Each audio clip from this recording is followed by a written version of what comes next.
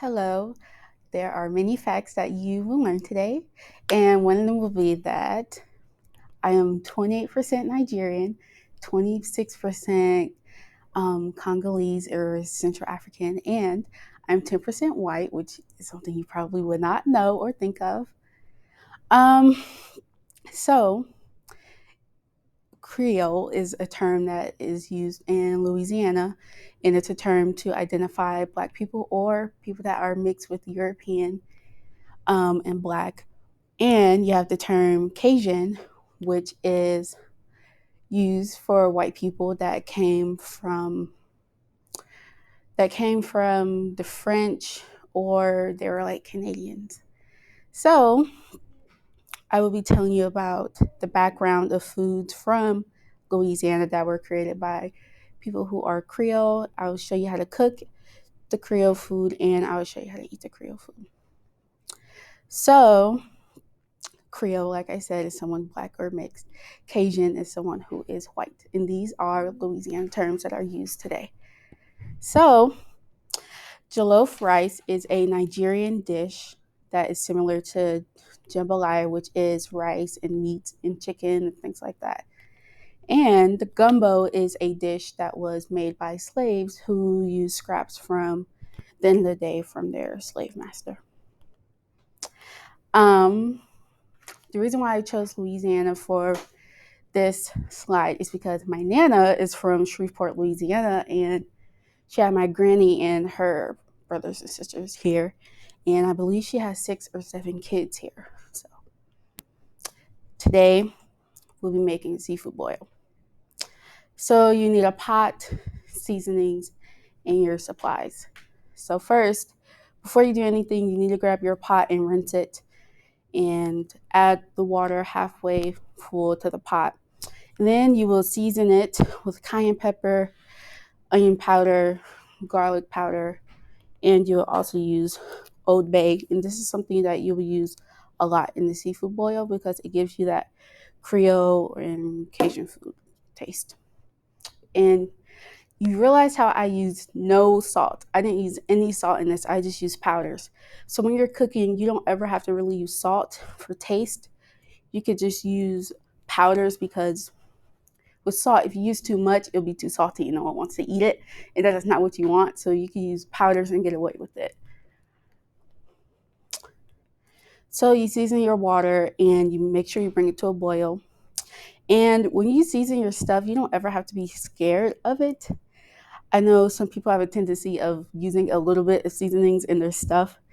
And like I said, if you use powders, you don't ever have to be scared of what you're putting in it because it's going to come out good. If you add too much, it's going to just taste too much of that seasoning that you used. So what we're going to add in the water are lemons and onions, and you're going to cut them up and put it into your water so it flavors your water a little bit more. My mistake when I made this was I put lemons in the water and I used lemon pepper, so it tastes too much like lemons. But I added more powders in there to get rid of that onion, that lemon taste. So I used red Dutch potatoes to cook in there, and I cooked them for 15 minutes. But like I said, before you put anything in your pot that is food, you need to wash it. You need to remember infection control. You don't want anything nasty in your food because no one's going to eat it, and that's going to be a waste of money. And no one likes wasting money. I put andouille sausage in my seafood boil. It tastes really good. Cook it for at least 10 minutes. I put eggs in there too. Hard-boiled eggs. I put the eggs in the water with the andouille sausage. You can use any kind of sausage you want, but andouille is the best one that you can use. So I have my crab legs from Hy-Vee. I spent $40 on it. It was worth its while, but it's kind of expensive, but I work a lot, so it kind of wasn't that much. I also bought lobster. Like I said, never ever put food that you did not wash in your pot because you can eat barnacles, and this is not SpongeBob. You do not want to eat barnacles and stuff like that. That's just gross and nasty. So these are my potatoes, and I cooked the potatoes When you cook potatoes, you don't want to eat hard potatoes. So as you're cooking, or minced garlic, you can add that in there too. But when you're cooking potatoes, you want to take a fork, put it put the fork in the potato to check the hardness of the potato. If it's hard, then leave it in there. But you want it to be kind of easy for the fork to go in the potato. And when you eat seafood, you want to clean the white stuff off of it. I don't know what it is. Sounds nasty, so I'm not going to eat it. I'm just going to clean it until I don't see any more white stuff in it. Um, when you have lobster that's already been pre-steamed, when I was cooking this, I would say don't leave it in there for over 10 minutes because it's already been steamed. When you're cooking seafood that's already been steamed, you're just basically reheating it, so you don't need to leave it in there long.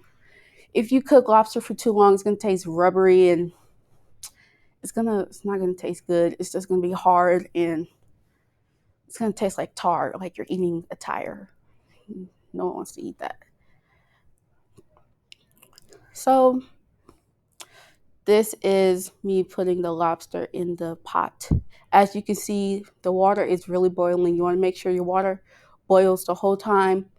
If you run out of water, you put more water in there. It's not going to do anything. It's just adding more volume to the boil.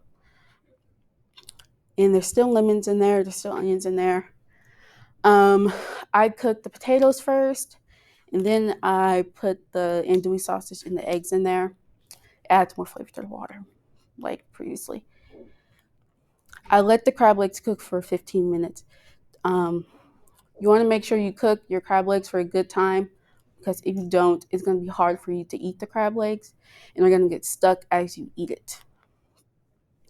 This is the final product after you cook everything. I also made a sauce with it, but that was something else. So I didn't want to add that in there. So to eat crab legs, this is my makeshift crab leg. I know it's kind of ghetto, right? But this is the end of the crab leg, right? So you're going to go like this. You take that off. And then you just go like that. And then that's how you get the meat to come out. So what are the benefits of a seafood boil? Well, the benefits of a seafood boil is you get your omega-3s, you get your fatty acids. You also, you're improving your eyesight and you're improving your brain development also. Eating seafood can also give you a higher IQ, believe it or not. And learning how to cook it's a good skill to have. You don't want to rely on people. I know I really hate relying on people, so I'm going to help you to learn how to not rely on people. It's not a good thing. So cooking for yourself and, knowing how to season your stuff correctly, not adding too little, not adding too much, or having salty food, this is something that can help you learn because you're going to be living on your own. So cooking is just a good skill to have. So yeah, thank you.